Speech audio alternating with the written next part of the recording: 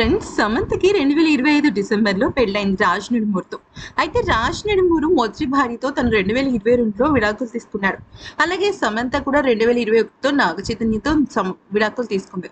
అయితే పెళ్లైన 8దో నెలే మంచి గుడ్ న్యూస్ చెప్పింది సమంత. తను ప్రెగ్నెంట్ అన్న విషయాన్ని కన్ఫర్మ్ చేసింది. అయితే ఈ నేపథ్యంలో రాజ్ నిడమూరు తనకి పుట్టిన మొదటి భార్య బిడ్డ విషయంలో సంచలనమైన నిర్ణయం తీసుకుంది సమంత.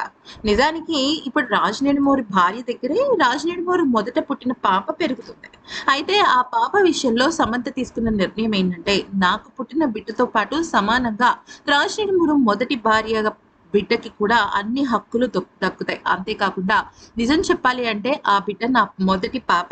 నాకిప్పుడు పాప పుట్టినా, బాబు పుట్టినా నాకు రెండవ సంతానమే అవుతుంది. మొదటి సంతానం కింద నేను ఆ పాపని చూస్తాను.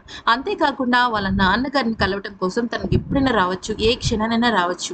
తన కోసం వాళ్ళ మదరే కాదు, నేను అలాగే రాజ్ కూడా ఉన్నాము. ఆ విషయాన్ని అస్సలు మర్చిపోవద్దు. ఇక నుంచి నాకు ఇద్దరు పిల్లలు. నాకు పుట్టబోయే బిడ్డ అలాగే రాజ్ మొదటి భార్య బిడ్డ కూడా నా బిడ్డే అని చెప్పి తను అనుకుందంట. అంతేకాకుండా ఫస్ట్ తను పుట్టిన బేబీకి ఫస్ట్ తన మొదటి బిడ్డకే చూపించాలి అన్న నిర్ణయం కూడా తీసుకుందట. మరి సమంత లాంటి గొప్ప మనసున్న అమ్మాయిలు చాలా అరుదుగా దొరుకుతారు కదా.